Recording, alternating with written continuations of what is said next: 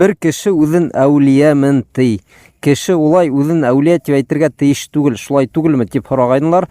Әүлиялыгын 9 ел яшереп йөргән дә тирә-якта шарлатандар булгас, шулай танытырга мәҗбүр булган дип җавапланылар.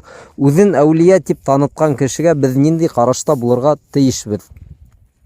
Беренчедән, кардәшләр, әүлиялык турасында безнең пәйгамбәрбез саллаллаһу алейһи вассалам күп сахабаларга yetkirгән. Алла Тәала һине ярата, һин җәннәттә буласакһың. Мына шундыйрак хәбәрләр, хәдисләр күп. Юкка гына ашара мубашшара дигән һүз юк бит инде. Җәннәт һөенсеһе алган 10 кеше. Дөресендә ул 10 гына кеше түгел, ләкин бу 10 сахаба, улар теге исемләре билдәле булган мәгълүм, мәшһүр сахабалар инде. Улардан башка сахабалар да җәннәт һөенсеһен алган. Без мана шул кешеләрдә әлбиттә әүлия дип әйтә алабыз. Ләкин пәйгамбәрдән һуң саллаллаһу алейһи вассалам мана шундый хәбәрдә әйтү, ул теге Алла Тәала һәм фәрештәләр белгән нәмәне беләм дип әйтүгә тиң бит инде. Мәсәлән, кемдер әйтә, мана фәлән кеше җәһәннәмгә керәсәк, фәлән кеше җәннәткә керәсәк, бу без аңлайбыз бит инде. Кеше буны белә алмай. Буны Алла Тәала генә белә. Һәм әүлияләре турасында Алла Тәала фәрештәләргә әйтә бит инде. Кемдер ябай кешеләрдән буны белә алмай.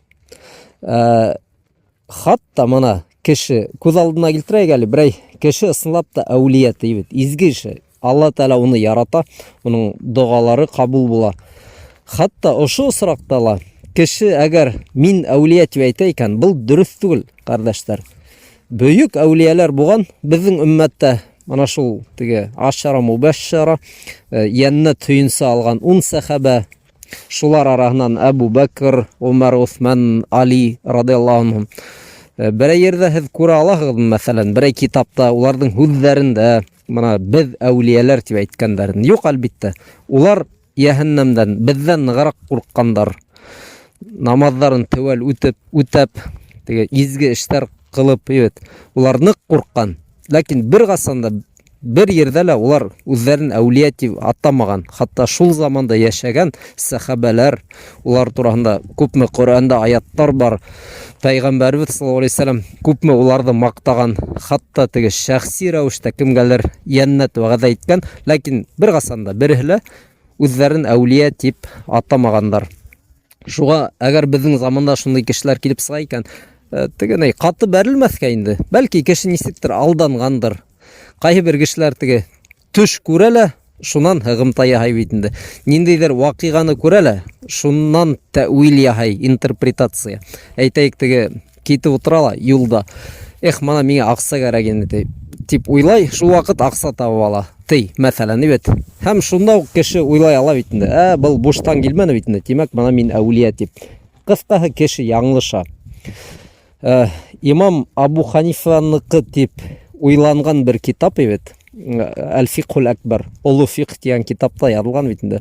Кайһы вакыт кеше үзенең әүлия булган үзе лә белмәй йөри ала. Теге ябай тормышта яшәй инде кеше, теге намазларын кыла, тәвәл үтәй, фарыздарды. Алла Тәаланың дусы булып ул язылган. Ул Алла Тәала ысынлап та ярата уны. Ләкин ул кеше бәлки үзе лә белмәйдер. Әйттек инде, белгән хәлдә лә ул кеше буны әйтмәс ине. Чөнки бөек сахабалар нәкъ шулай үзләрен тоткан. Шулай, кыскасы, кардәшләр.